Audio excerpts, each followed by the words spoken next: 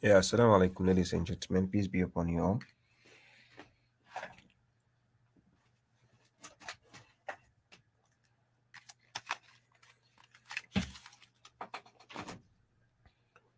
Yeah, uh, kindly share so other people can join. Today's program, I'm not going to stay too long, at least for 1 hour will be okay. And I'll be giving chance for the question and answers as well. However, let me give some shout outs. Salam to you, or peace be upon you, Mohammed S. Junior Butler. I see you. Mohammed Rahman. I see you. Salam. Tariq Ayub. Abubakar Abdul Jalil Janjani. I see you. Alex Jan. Patro. Baba Sirunagan Kasalam. Musa Khan. K. Sharif. Patro. Yeah, I see you all. Yeah, Chris. I see you. Shendeti Public. I see you. Chris. Oscar Sanya. I see you. Salam. Good evening. Thank you all for coming. I appreciate your presence. This is unannounced. Usually, I'm supposed to start at 11. But however, the one who normally does a program before I come, did his program earlier. So I had more time to start earlier, right? So that's why I'm here. If you see me unexpectedly, well, I'm here now. Uh, so as you know, all know, we the program I normally handle here is Islam and what the Quran says. That's the series, right? But this is JC Radio TV. We are streaming live on Facebook, YouTube, and then their online radio as well. And then my page, The Correctional Officer, via YouTube, Facebook, yeah, and the others. So thank you all. Kindly share. I'll be giving enough time for question and answers today, right? So, like I said, I'll try to keep the program within 1 hour. Yeah. So let's see what happens. Anyways, I know it's unexpected for a lot of you. But billahi minash shaitan rajim. I seek refuge with Allah against the accursed devil. This is my way I invite to Allah by perception, I and whoever follows me, and glory be to Allah, for I'm not among the idolaters, right? Okay, so I see Shima, I see Idrisu Sumani, I see Mustafa Haider, I see Nuruddin Ismail, I see you. Thank you all for coming. Kindly share so other people can know I'm online and then they can join as usual. So, based on the topic, Islam and what the Quran says, for anybody who has watched the series ever since I started, I think I've done about three episodes, right? Yeah. So this will be the fourth one. If you have watched, you catch up to how Islam evolved, what Islam is about, what is meant by a Muslim, who is a Muslim, and what is the real Islam, and what the Quran says. Because the Quran is the book of God, which has to tell you what Islam is about. It is not another book which has to tell you what Islam is. As some people have the misconception that Islam started in the 7th century, which is wrong. Islam never ever started in the 7th century. It was already there. It's existed for a long time. However, the word Islam is an Arabic word. It's not an English word. Neither is it any other language. It's an Arabic word. So in this modern day, people have modernized that word to seem like it's English. Like, for instance, a person will say, I am a Muslim. Muslim is not an English word. It's an Arabic word. But however, people have modernized it, meaning Romanized it. So when they say I am a Muslim, it sounds new. It's a new concept to people, right? Mhm.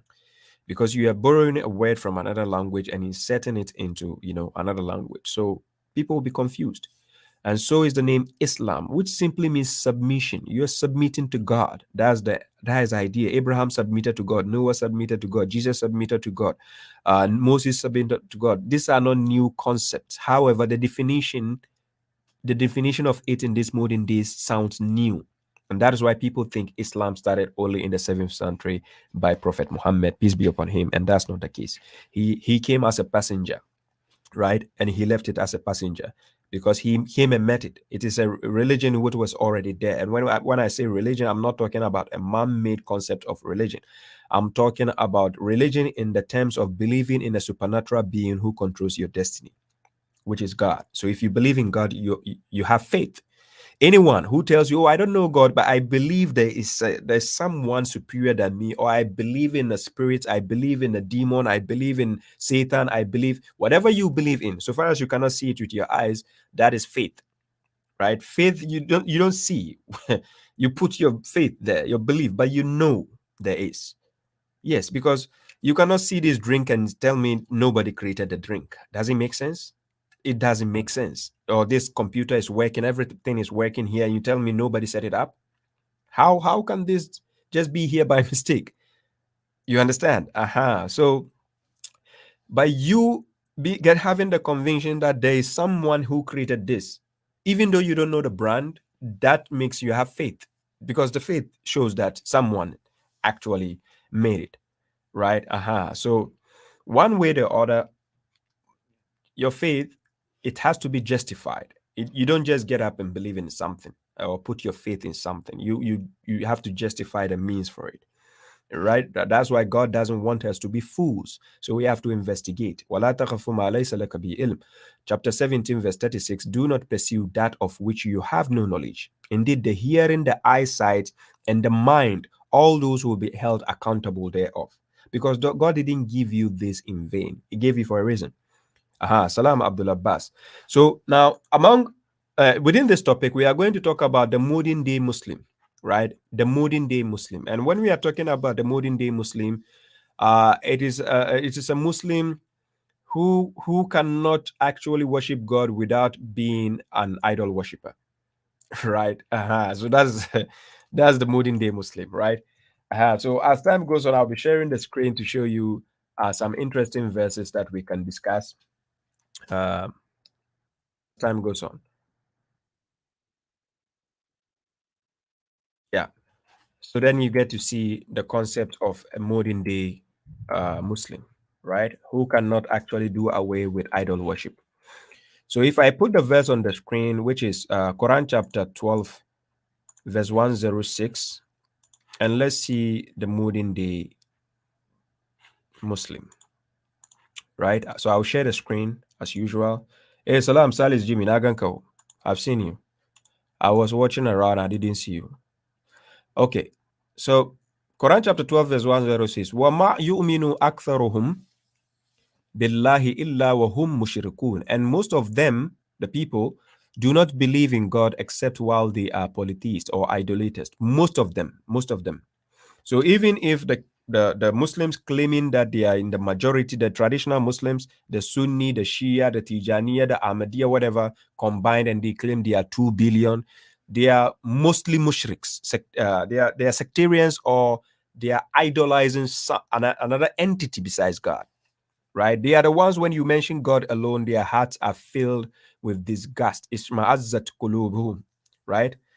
Their hearts are filled with disgust when you mention God alone. They hate that idea. They want you to mention someone else before they will be satisfied. As if just because you didn't mention that entity, they think you hate that entity. So Quran chapter 12, verse 106 tells you most of them do not believe in God except while they are what? Idolaters. Right? So a lot of the people you see on earth are idol worshippers. Salam tikas. Aha.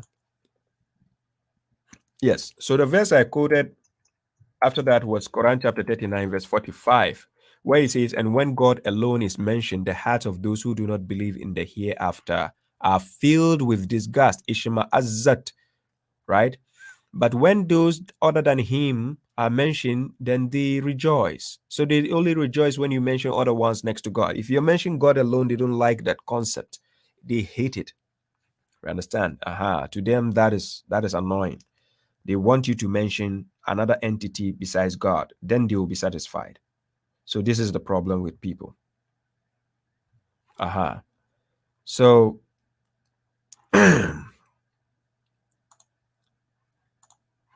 yeah. So when we are talking about the modern day Muslim, the modern day Muslim is what many people, Christians, Jews, Buddhists, you mentioned it, Zoroastrians, everybody, they see this modern day Muslim and they think that is the definition of Islam, right?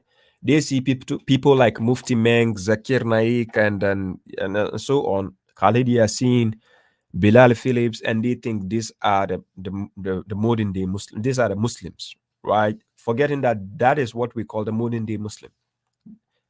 There's a big difference between those entities you are seeing now with what the Quran actually says. There's a big difference, right? Aha. So now coming to that, to the aspect of how human beings think in this modern day, if you're looking at the majority, you find out that there's a problem. When I started quoting chapter 12, verse 106, I started with most of them. So now if I take you to Quran chapter 25, verse 44, let me put it on the screen and then to pass my messages across. Hey, Isa Abdullah Shamu, I see you. Salam.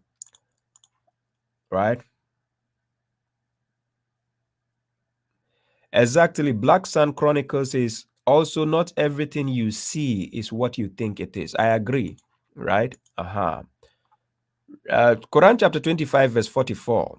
It says in Arabic, Am tahsabu anna aktharahum yasma'una aw yakilun inhum illa kal an'am balhum adallu sabila. Or do you think that most of them, who are them? The people. Them, the people. Do you think that most of them listen or reason? Now, anybody who fails to listen, even in academically in the classroom, right? If you fail to listen to a teacher, you can never reason. If you listen, you can reason. And that is why most of the people are having problems when it comes to the aspect of faith, religion, because they are not good listeners. So they cannot reason to even ask questions. Somebody who can listen and then reason is very good at asking questions, right? And they know the right questions to ask because the person is very good at listening. So now God who created all of us says, do you think that most of them listen or reason? It's a question. Then he says, they are just like livestock. Now somebody might think God is insulting livestock. No. The idea is livestock doesn't normally understand your language unless you teach the livestock before it can understand what you mean, right? So God says those people, they are just like livestock. In fact, they are more astray from the way. So they are even worse than livestock. That's just the comparison there. So this is to tell you that most people don't actually listen or reason. And this is why majority always follow the opinion of others, right? And especially in this modern day, they are using celebrities to put as our role models. And then you see people calling celebrities as their idols, right? You say, this is my idol. You see, this guy is my idol. Or you see, this musician, Davido, Wizkid, that's my idol. Wow, really? That's your idol. What actually, what is unique about this person's personality that makes you think that's your idol? So this is why people go to the extent they worship these celebrities all around them. And then you see that a lot of these celebrities who are deaf and dumb, whatever they say out of their own opinion, that is what the masses will work with or they will follow, right? So when people are not good at listening critically, and that is why for those who watch my last lecture, when I did on Wednesday, if you go to my YouTube channel, I have it. My last live lecture I did, uh, concerning the hypocritical scholars, right? Or yes, the hypocritical scholars.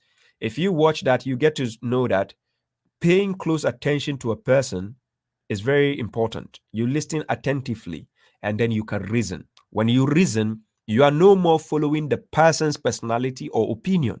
You are following the factual things the person is saying. That is essential.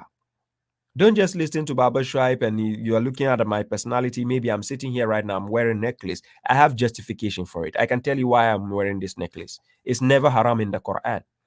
Yes, it's not haram. That's why I'm wearing it. And I know the mushriks, when they are looking at me, say, Astaghfirullah, he's wearing this chain, haram, he's going to hell because of this. You think God is dumb, just like your hadith books are depicting God, or your indoctrination, you have been indoctrinated. You think God is at that level? So that's why God says in the Quran, Ma qadarullah haqqa qadari, right? You do not value God with his true value. Because if you value God, you will not put God to that low level of thinking that God is going to put somebody to hell because he's wearing necklace. Then why don't you take the Quran and prove to us where God says wearing necklace is haram? I put the challenge out there to any scholar watching. Give us a verse where God says wearing necklace is haram. It doesn't exist, right? But anyway, somebody watching me might not choose to wear a necklace. It doesn't mean if you wear it is good or bad. No, it's a choice, right? So these are some of the things, because people obey the majority, or they look up to the majority, or they think they will be criticized. So then they always, try to abide by what the majority says. And that's a problem, right? So that when I say the modern day Muslim, I'm talking about a Muslim who only follows the crowd, who only follows the majority, who has no idea what the Islam is about and what the Quran says. No idea. It's a pity. So then God says, "Oh, do you think that most of them listen or reason?" Then he says, "What? They are just like livestock. In fact, they are more astray from the way." So when I take you to Quran chapter 6, verse 116, so God is going to place more emphasis on this. He says, وَإِن تُطِعْ أَكْثَرَ مَنْ فِي الْأَرْضِ يُضِلُّوكَ عَنْ سَبِيلِ اللَّهِ إِنْ يَتَّبِعُونَ إِلَّا ظَنَّ وَإِنْ هُمْ إِلَّا يَخْرُصُونَ. And if you obey most of those on earth, what will happen? Right? What will happen? If you obey most of those on earth, they will mislead you from the way of God. They only follow assumption and they are only guessing. Right? Aha. Just a minute. Let me share this too.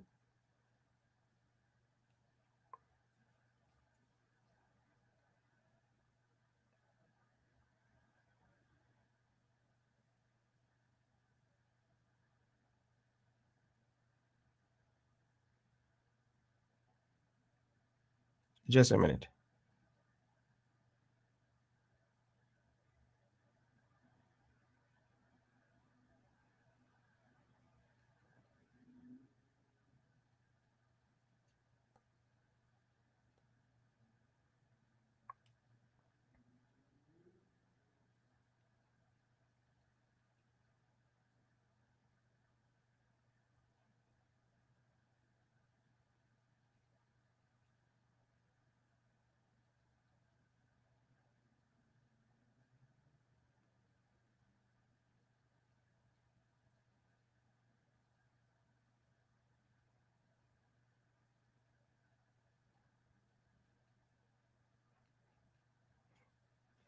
Yeah, sorry about that. I had to attend to this message.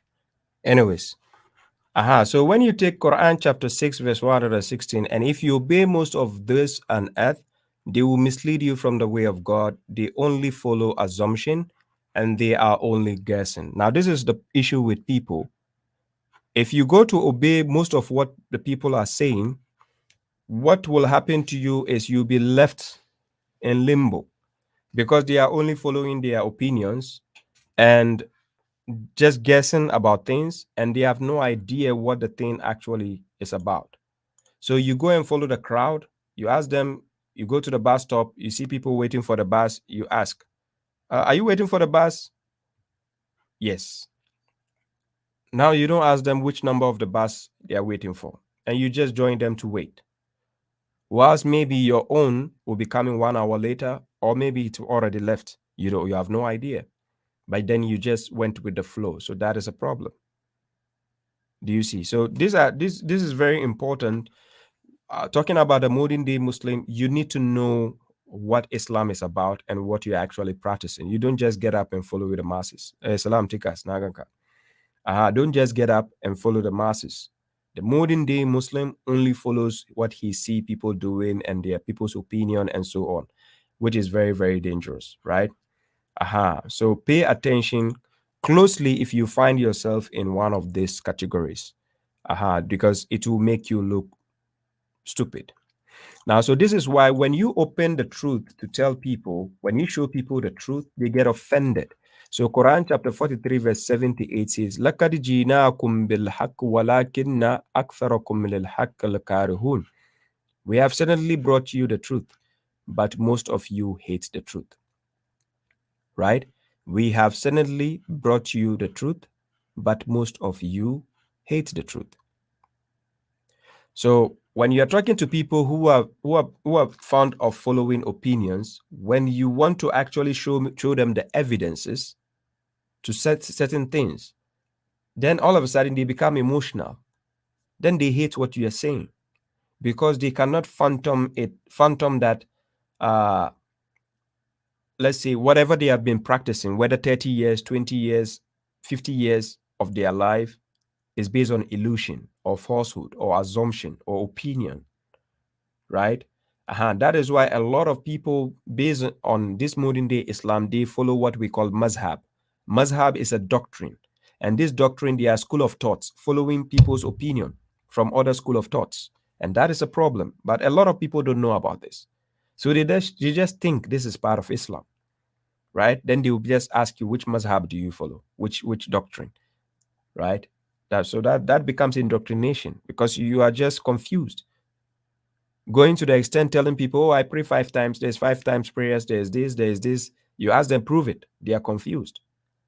I'm here telling people there is nothing like Salat al Jum'ah in the Quran. They think I'm the one astray. You see the majority of the ignorant ones actually laughing. Look at this guy is ignorant. He says there is no Salat al Jum'ah in the Quran. Now, when I meet them face to face and I give them the Quran, I say, okay, show me. Where does it say the word Salat al Jum'ah? Now they are confused. Then their eyes start rolling. Then they ask me, are you saying there's no Salat? I never said. I said, show me. Okay, I cannot show you, but I have a scholar who can show you. Really? So if you have a scholar, how come the scholar never taught you where it is? A blind follower, right? So Quran chapter 17, verse 30 says, do not pursue that of which you have no knowledge. Yes, do not. Right? So this is very important.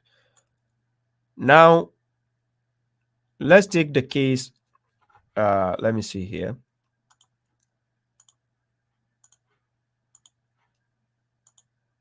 Yeah, Salam Dangana. Black Sun Chronicle says what? He says, what about a tattoo with a lot of significance for you? Is it a ram even though the symbol is positive? Uh, directly, you don't find a verse which says tattoo is haram. No, directly, no verse like that. Indirectly, we can categorize it under Quran chapter 4, verse 119, because anything a human being does, there have to be a reason why you do something, right? If you go to Quran chapter 4, verse 119, and I put the verse on the screen, let's see what the verse says.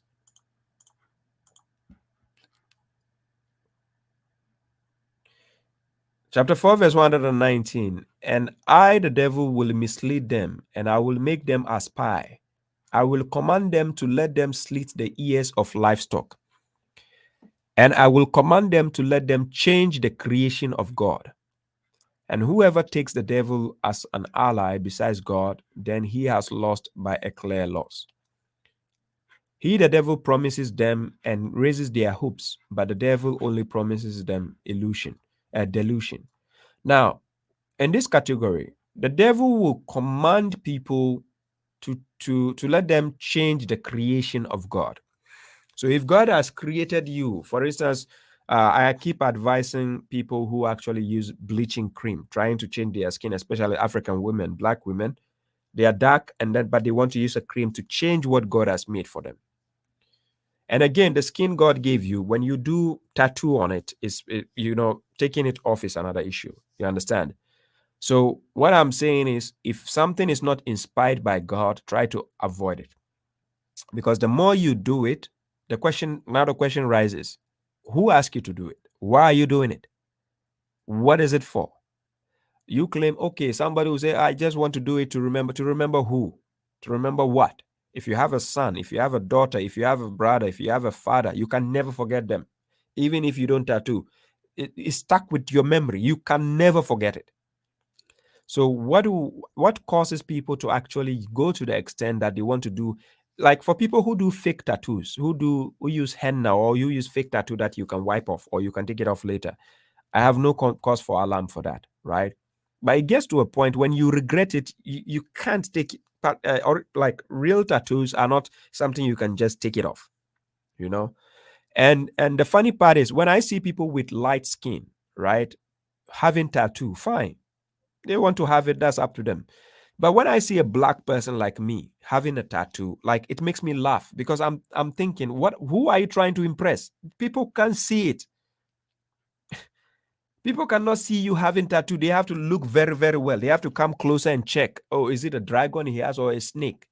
So I would advise people with dark skin, please refrain from making tattoos, right? So because of tattoos, it's that gotten to a point people have to use bleaching cream to bleach their skin so that their tattoo will be visible. Like, what is this? You understand? So the devil will actually let people, will command the people to let them change the creation of God. Yeah. And so this is part of the category.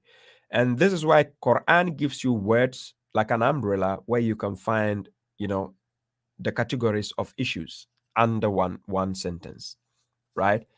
So the point is the skin you have and you're trying to change it with something else, is that how God created it? So why change it? Why change it? Who asked you to change it? What is it for? If people have deficiency or side effect from something and they want to, doctor advise them, then I don't have no objection with that. You get the point. That's the point. Yeah, you're welcome. Black Sun Chronicles, you're welcome. Uh, Emily Trinity, Rashid Tech Africa, salam to you, or Mohammed Gaddafi, thank you. Thank you. So, ladies and gentlemen, this is the half mark of the discussion. Uh, you can bring your questions in. I can allow some questions. Let me see. I don't know if the phone is on here.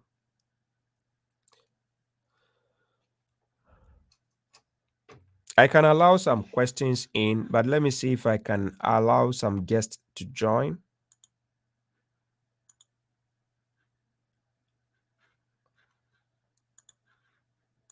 If you want to join as a guest, the link is pasted in the.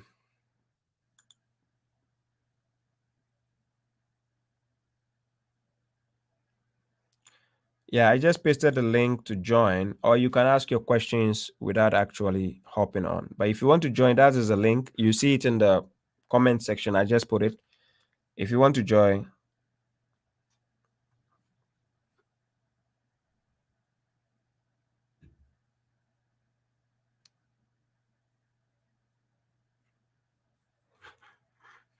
yeah.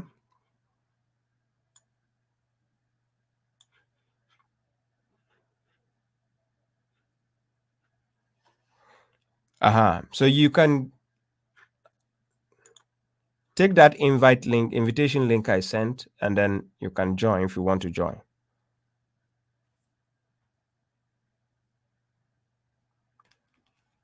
Yeah. So if you want to ask a question, okay, somebody's asking a question. Just a second.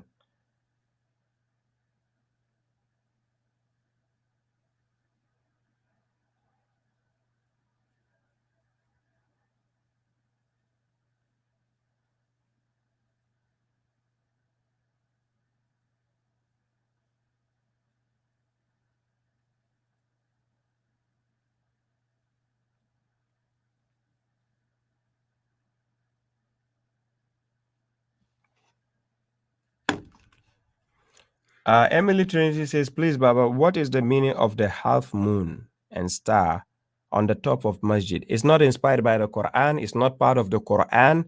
These are the modern day idol worshiper Muslims, idolaters. They do that. It's not inspired by the Quran. Nowhere did God say put half moon and the star. Is not a symbol of Islam anywhere. God never said the symbol of Islam is the half moon or is a crescent and the star. Nowhere. That's not Islamic, right? Inherited by, you see it on the flag of, I think, Pakistan, and then Turkey. This is what they do. It's not part of Islam. Nowhere did God ever say that is the symbol of Islam, right? When you see it on any masjid, beware. Maybe that's what they are worshiping. I have no idea, right? It's not Islamic. Yeah, salam. Sophia Peter says, do women have to wear hijab according to the Quran? The word hijab is never associated with women covering their hair or anything. Nowhere did God command and say women have to wear something called hijab. Nowhere. It doesn't exist in the Quran, right? So there's no such command that women has to cover their hair with something called hijab. No, hijab means a barrier or a partition, right? Nowhere. God never instructed. If somebody wants to twist the verses of God out of context, that's up to them. But I'm saying nowhere did God say women should wear something called hijab. No, nowhere. Yeah, salam, dragonfly, patrol. Uh, yes, salam, Muhammad Nuruddin. Yes, you're welcome, Nurullah. Black Sun says, what books are we allowed to read out of the Quran and how to distinguish between halal and haram books? What book are we supposed to read out of the Quran, away from the Quran? Your question is a bit, confusing. Out of the Quran, what books?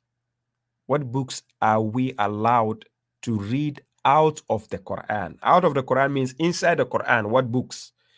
Your question is not clear enough. And you say how to distinguish between halal and haram books. Please rephrase your question again so that it can be clear for me. It's not clear enough. Bonnie Abdullah says, salam, salam, you're welcome.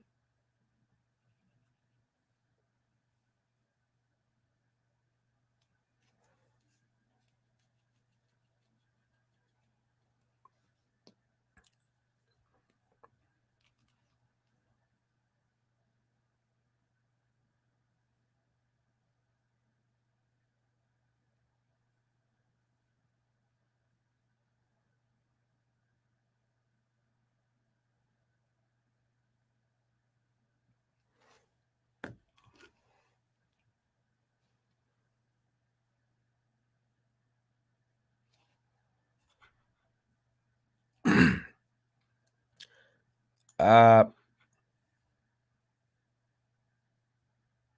does a woman have to cover their do women have to cover their hair? Yeah, that's the question. According to the Quran, do women have to cover their hairs according to the Quran? No.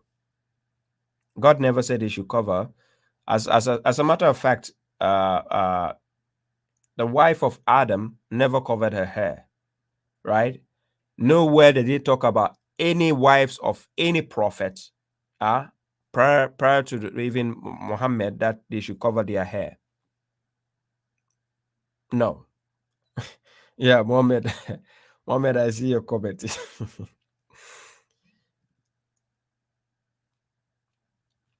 You see? So nowhere does it say women should cover their hair. Listen to my words explicitly. Quran never says that. However, people will try to interpolate meanings. So let's check some of the meanings they try to interpolate many a times. We go to Quran chapter 24, verse 31. Right. However, I do have a video on it, but let's go to Quran chapter 24, verse 31, and I put this on the screen and let's see.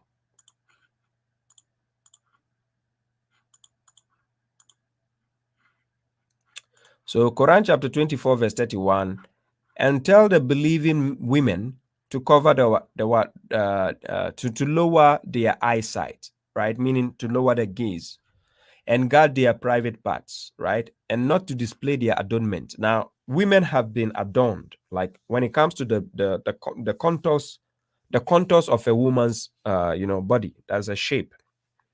That is an adornment. The breasts, her hips, buttocks, her thighs, they are part of the decoration. They are adornments, right? A woman has been adorned by nature. So the woman is not to she has to protect her private parts and not to display her abdomen except what appears thereof. There's a difference. What appears thereof meaning something extra she puts on her, which is an adornment. So let's say a necklace, a jewelry, a bracelet, a ring, an earring. Those are extra things she has added to as an adornment, not what is internal. So she's not supposed to display her adornment except what appears thereof, right? And let them cover their breast, because the breast is part of the adornment God has given her on her body. So let the woman cover their breasts with their scarves, the humurihinna. What? Humurihinna. With their scarves. So, I give an example. I have a tissue paper, right? This is a tissue paper. So then, for example, if I say, let them cover their noses with their tissue papers. Let them cover their noses with their tissue papers. So initially, where did the tissue paper belong before taking it to cover the nose? This is where sectarians will start assuming. They will say, since it says humurihinna, which in the singular form we say khimar, khimar means a scarf. Scarf. Humurihinna, they are scarves in plural form. So these scarves, it has multiple meanings and it's used for a lot of things. Even based in Europe, a lot of women use scarves. You go to India, women use scarves. It doesn't necessarily mean it is used for head covering. It doesn't mean necessarily it is headgear.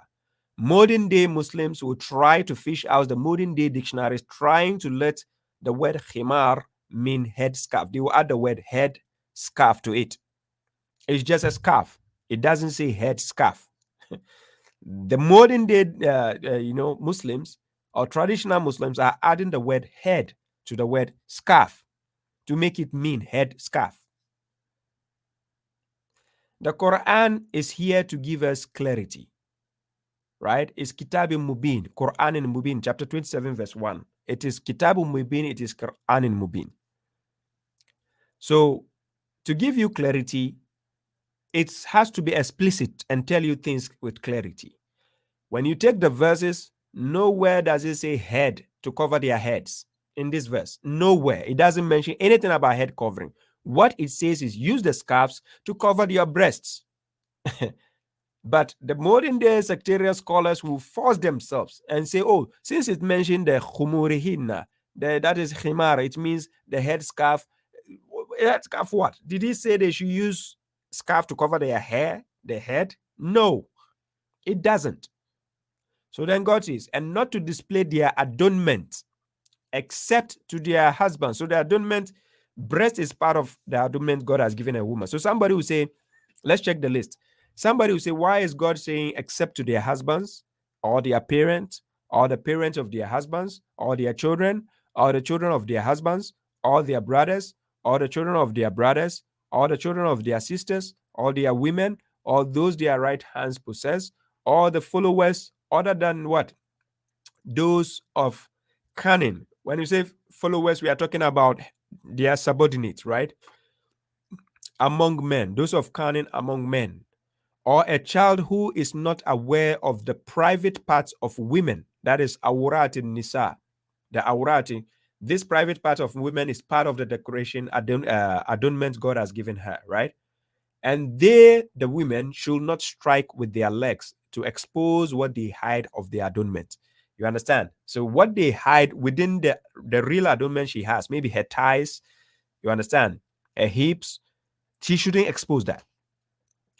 But the reason why God is mentioned concerning the breasts, and then when he said, and she should not expose that except to this list of people, somebody will say, how come it's mentioned their brothers or their brothers, the children of their brothers, or then it goes to that list? Because if a woman has a child and she wants to breastfeed a child, the woman is more likely to be comfortable in front of her family members or extended family members.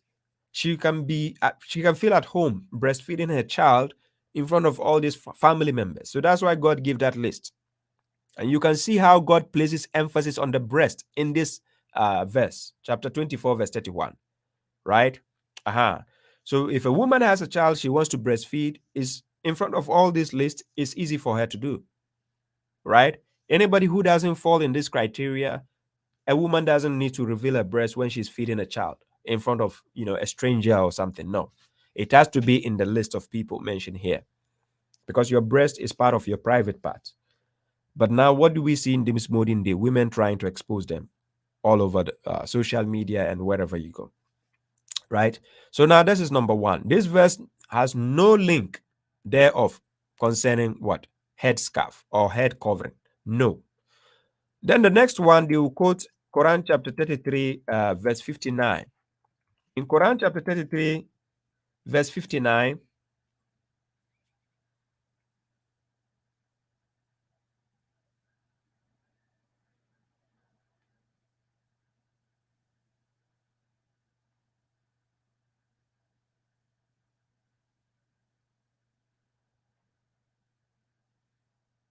in Quran chapter 33, verse 59, O you prophet, tell your wives, your daughters, and the wives of the believers to bring down their robes on them. That is the least that they will be recognized and not be molested.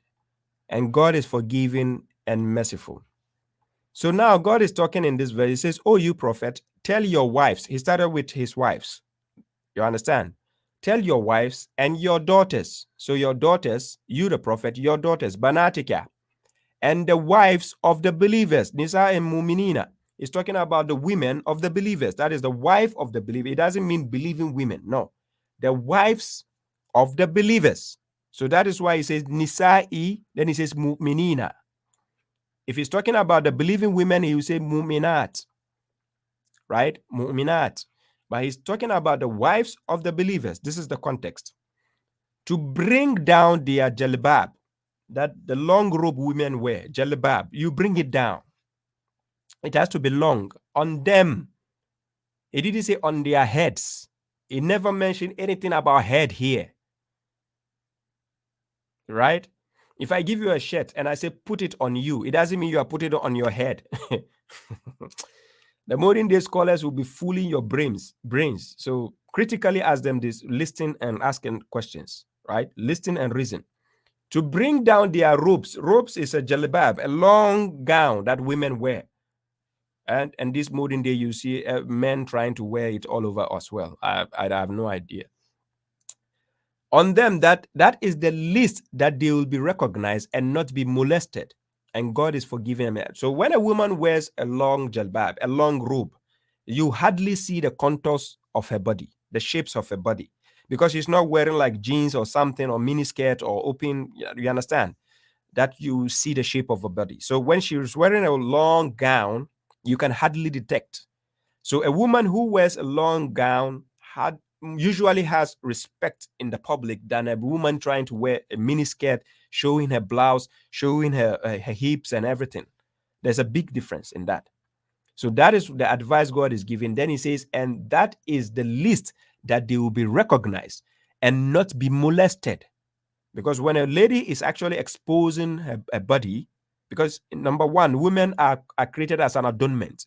You go to Quran chapter 3, verse 14, women have been adorned for mankind in the first place, right? So if women by nature have been made as an adornment themselves, and then she's exposing herself sexually, exposing her private parts to people, she's more likely to be molested. You see the point?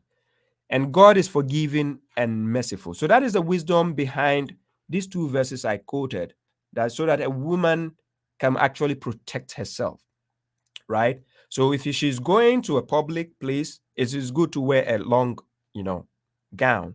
Nobody will see her shape for the person to even harass her or molest her, right? For safety reasons. But you can see in the verses, the command God was giving was first of all, the prophet should tell his wives and his daughters, and then the wives of the believers. So it doesn't extend to everyone. No. But for the believers, it is mentioned in Quran chapter 24, verse 31. The believers, the believing women, there's a way they have to. The most important part is to make sure they don't expose their sexually attractive parts and especially their breasts. They have to cover it. Because when a man and a woman are facing each other, the first spot the man's eyes goes to is the breast of the woman. And that is why modern day women like to wear a shirt showing their cleavage. You understand? Just to draw attention and attraction. And today we have people who are doing the liposuction, trying to do the bat leave. Is it they call it BBL or something? I have no idea where they are taking that to. Oh my God. Yeah. Okay. So Sophia Peter says, I understand. You're welcome. Okay, let me see what I missed. What did I miss? Yeah, you're welcome. Thank you. Bonnie Abdullah says it's 5 a.m. here in Japan. I wicked to listen to your education. Okay. Oh yeah. It's okay. You are tired, right? Okay. Rashitek Africa says, please, Baba, what is the meaning of the statement in the Quran? Those your right hand possesses. Malakat Aimani, they are more like those your oath, like when you make a vow to take care of someone, right? It's not about slaves. It's not talking about bondmaids or slave. No. Malakat Aiman, actually, I wrote it in one of my files that I have to do a lecture on that, right? So I'll be hitting on that. But if you check Quran chapter 24, verse 33, and then Quran chapter 4, verse 25, they are also supposed to be married. You don't just go out and like hadith books will be lying to the people. They are the slaves. You have to sleep with them. You can sleep with them without married. No, it's a lie. They even have family members that you have to seek permission before marrying such a person. So it's about your oath, possessing such a person, right?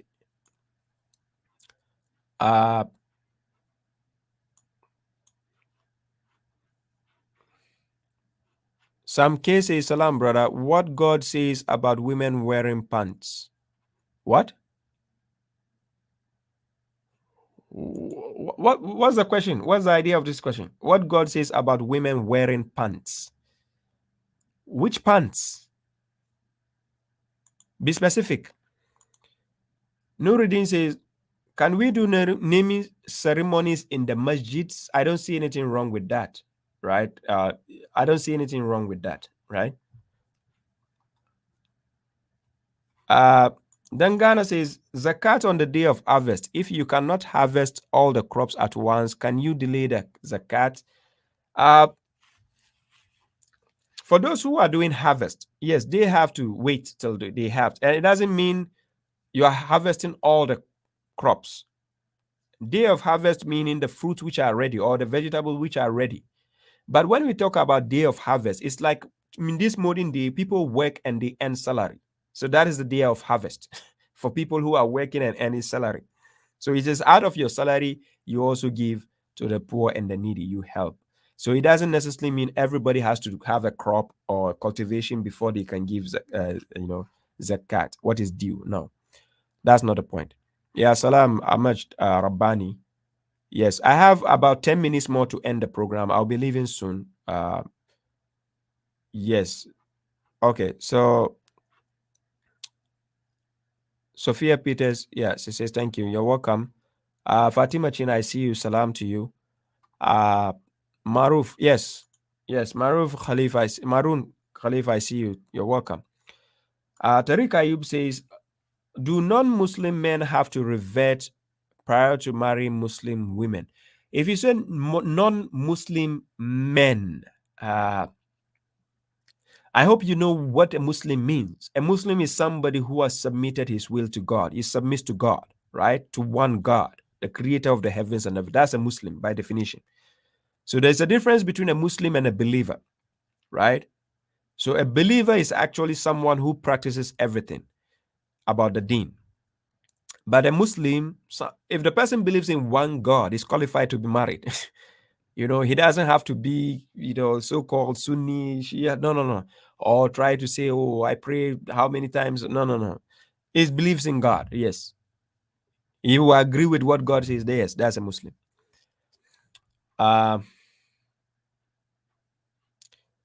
Kevin says, I think he's talking about pants like men wear. Please let him clarify for himself. I don't think so. Oscar Sanya says, but he said, but Baba, I see in Africa, man, they marry 5 wives. What do you see about that? Well, if they can take care of those wives, that's up to them. They want to marry five wives, that's up to them, right? According to God, you can never be able to do justice with women. If I go to, I take you to Quran chapter 4, verse 129, right? I share the screen. Let's see what God says concerning that, right?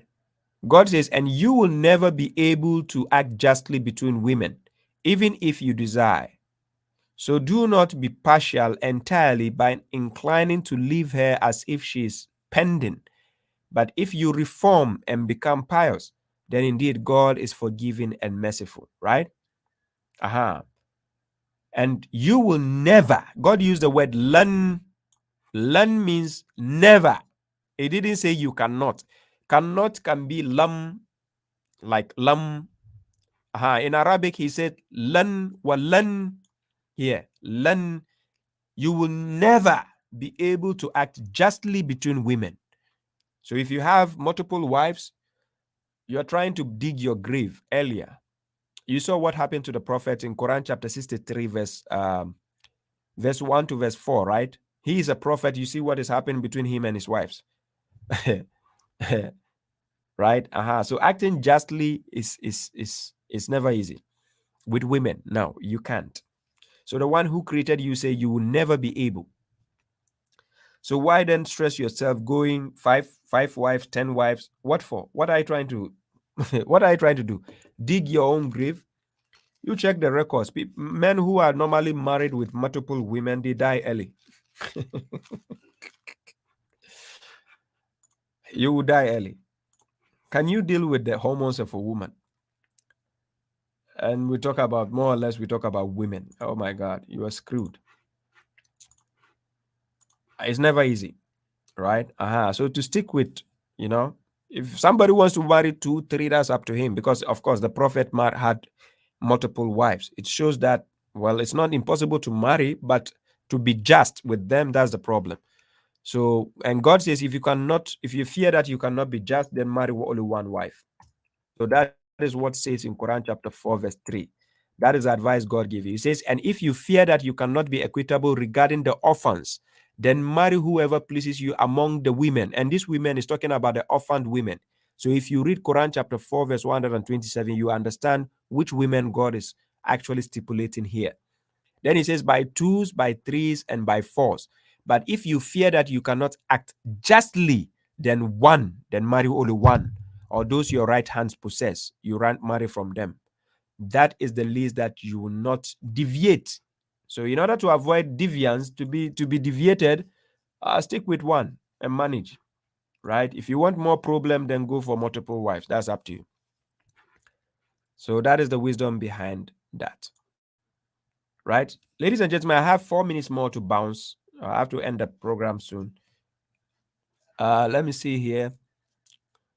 Kevin says, are women allowed to wear pants? Is my question. Which pants? Can't you be specific? Which pants? Does it make sense if I will tell you no pants? So let your question be specific. If you give me the question in this way and I give you answer in this way, it will distress you. Quran chapter 5, verse 101. Let me put it on the screen. Quran chapter 5, verse 101. God says, O you who believe, do not ask about things, that is matters, if made clear to you will distress you. But if you ask about them when the Quran is revealed, then they will be made clear to you. God has overlooked such, for God is forgiving and clement. People have asked such before you, yet they became disbelievers by it. So don't ask me a question where I will give you an answer which will distress you. Be specific with your question. You're asking me, can a woman wear trousers? Fine. Can a woman wear pajamas? Be specific. If you say pants, what do you mean by pants? Is it underpants you're talking about? What is the idea of your question? That's why I says be specific. Okay. Is there any reference for reincarnation and karma in the Quran? If somebody tells you there's reincarnation, ask them, where is Pharaoh? We want to see the reincarnation of Pharaoh or Adam or Muhammad. We are looking for their reincarnation, or Jesus. If somebody tells you that there's reincarnation, just ask them these questions, right? You know, media will lie to you a lot. Be careful what you watch on media, especially the documentaries on whatever, whatever. They will lie to you a lot. They have to sell this kind of issues. Reincarnation will only be happy on the day of judgment, where you'll be reincarnated. You will get up for your judgment day. Uh, I want to say, Baba, why do people do prayers at graves when the dead can't hear and their deeds are closed? Well, it's out of ignorance because their own sectarian books tells them that. God never asks you to go and pray for the dead. It's useless. It doesn't do the dead any good. Their file have been closed. I don't know why people do that, but that is the act of being brainwashed, right? It's related by, okay, Musa Arabago, you are here now. Salam. So if I hear you, just one wife is good. Yes, one wife is easier. That's what God is suggesting to you and I. That is the least that you deviate if you have one wife. How will you deviate? But if the moment you have multiple wives, you have to even be a good liar. You have to lie. Because then if you buy this for this, you have to tell this one, no, I didn't buy it. I didn't buy it. Maybe she got a gift from my brother. You have to be a good liar. Look at the prophet and his wives. When he told one news to one wife and he didn't tell the other wife, this wife left him and went to tell the other one, bringing confusion. There will be chaos, right? So for the safety side, God is advising you. Remember, when he created Adam, how many wives he gave Adam? Did he give him 10 wives? He could have given him 10, but he gave him one because of wisdom. There's a wisdom behind that. One problem is easier to deal with than 10, that 5 problems, right? So, thank you very much, Bilal Jibril. Thank you.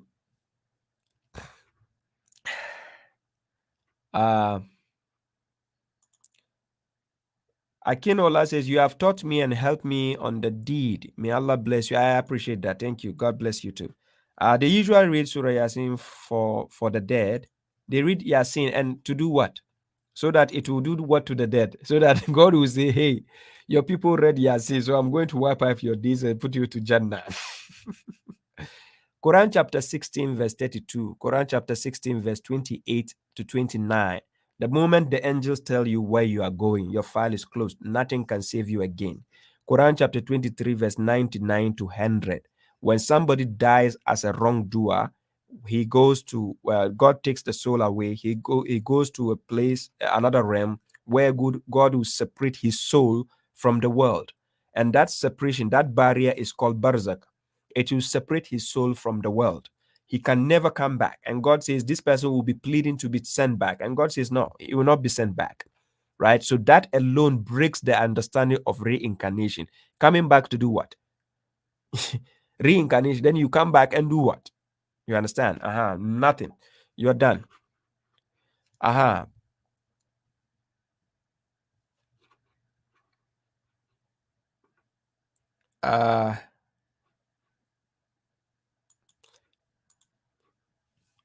Why the souls wear different bodies and have the same test?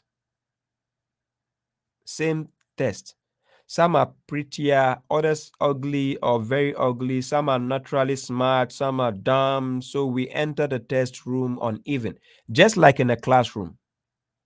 In a classroom, we are not all the same. They are intelligent students, they are dumb students, they are foolish students, they are ugly students, they are fat students, they are short students in a classroom, yes. But the objective is what God is looking from you. What is God looking for? The sincerity, the truth. That's what he wants. That's why he says he did not create the humans and the genes except to serve him. That is to worship him. So it's not about you being white, black, blue, green. He gave you an objective, an assignment. Fulfill that. We all work in the company. We belong to a company one way or the other. Are you equal with everybody in the company? No. You all have different roles to play. Play your role and go. So the idea of somebody looking black, somebody looking white is a test. It's part of the test. Quran chapter 21, verse 35. God says, Kullu nafsi za'ikatul maut, wa nabluukum bishar wal khairu fitnat. He says, every soul will taste death, and God will test you with the trials of good and bad. That is an evil, right? We will all face the trials. But whether you are ugly, you are handsome, you are this, is part of the test, right? Your objective is to fulfill what God wants from you. May it be when you are recreated, you will be handsome than this because he chose for you to look this way. You understand? It's part of the test. So like me sitting here, I didn't choose to look like this. It's part of, but of course, my decoration, this, my shirt, this is me wearing this. But me appearing like this, my color, I didn't choose that. God chose it for me for a reason. It's part of the test. So you don't expect all of us to start equally, right? Like for instance, for people who watch athletics, 100 meters, right? 100 meters race. If you are going to run, usually the champions are put in the middle. Like Usain Bolt, he always stands in the middle. He's in the middle because he has been winning. So when you come to stand with him, you don't expect him to be level intact. They have to give him a higher, more advantageous position because of his achievement. You understand? So we all came to this world one way or the other. You have an objective and a role to play. Whether you are ugly, you are handsome, you are fat, you are slim, you are short, you are tall, you go to the objective you have been given. The boss decided you to be like that. So go for your objective. That's the point. But nowhere did God actually tell us that if you were created black, that means on the day of judgment, he will create you black again. No, he chose you randomly. The soul is what matters. The soul is colorless. The soul doesn't have color. That's why humanity comes first when we are dealing with each other. Humanity comes first. So for me, Baba Shraib, I can sit with an atheist, agnostic, a mushrik. We can sit down and have a respectful conversation without me trying to disrespect him. But remember, if he try to disrespect me, it has to be reciprocal. I have to retaliate. It's allowed by God. Kisas. Ladies and gentlemen, I have to bring this topic to an end. This is where I have to end. I promise 1 hour and it's good. I have to stop here. Thank you very much. I need to actually bounce now.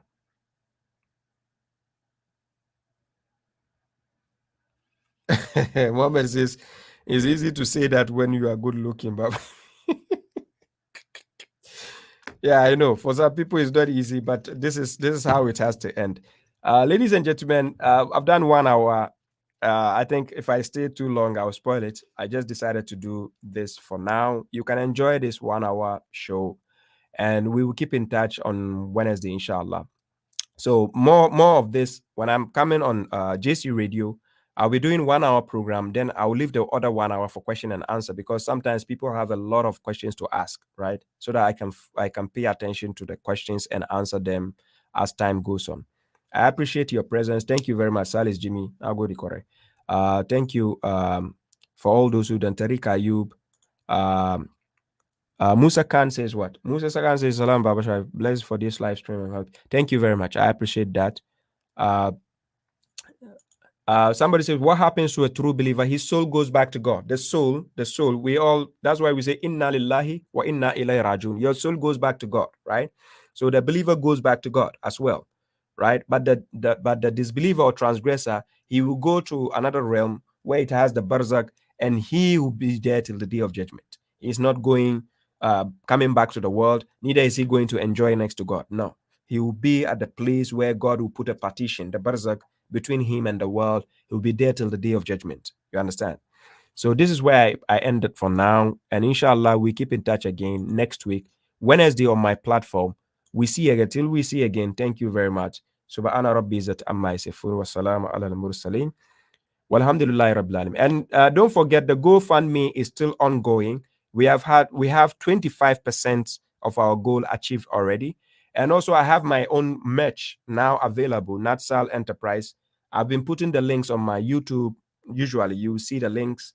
Kindly check it through and enjoy the merch as well and show your support. I appreciate that. And thank you all for being present. Till we meet again, peace be upon you all. One love.